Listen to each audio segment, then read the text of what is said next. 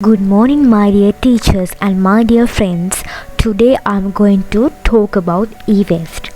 In our day-to-day life, there are many instances where we dispose electronic materials to the environment without current disposal methods.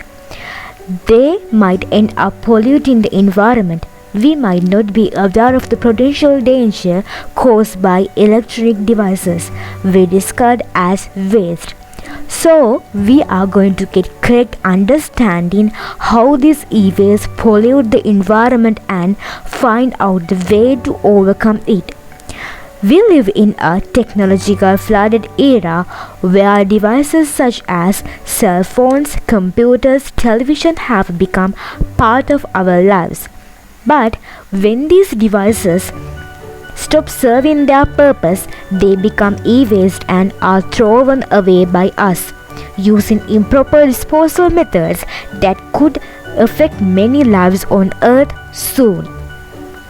Yes, because these devices are made of toxic substances that include polyvinyl chloride, mercury, lead, chromium, beryllium, arsenide, and etc. And when exposed to the nature, these chemicals enter the air, water and soil, which further ends up into our bodies, eventually harming us. But how? How do these devices affect the environment? For example, suppose you exchange the new TV set with old one from the shop. Now you might think that once the shop send the old TV to the factory, they will recycle all product, but unfortunately that this does not happen every time. Sometimes instead of recycling, these factories burn the parts to gain metals like gold, copper and etc.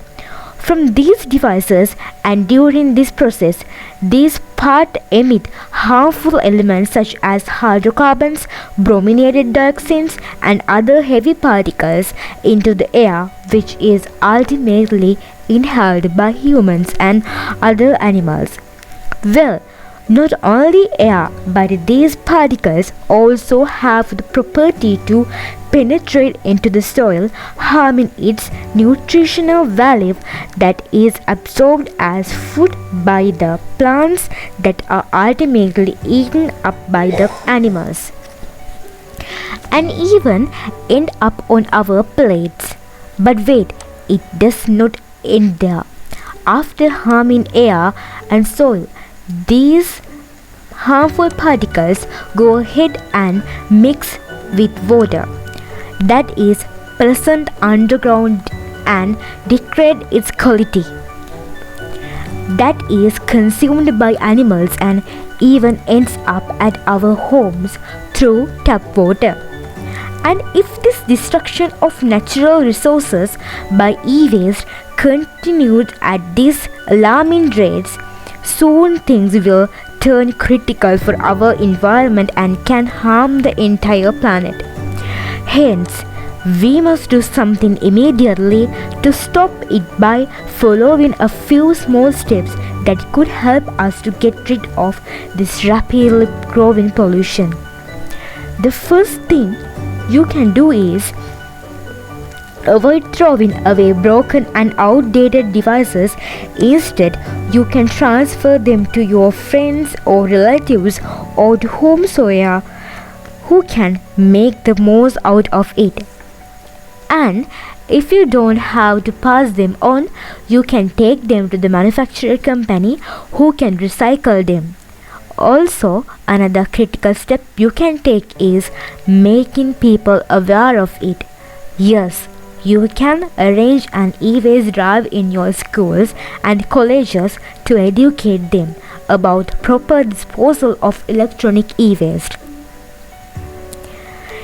Did you know we humans generate around 40 million tons of electronic waste every year worldwide, which is equivalent to dispose of 800 laptops every second? Also, reports estimate that Although almost all of the e-waste is recyclable, only 12.5 of e-waste is currently recyclable. Now that's sad, really sad. So only thing we can do is using correct way to dispose e-waste for a better tomorrow. I'm Tekshana Gaveshani from Gothami Balika Vidyalaya.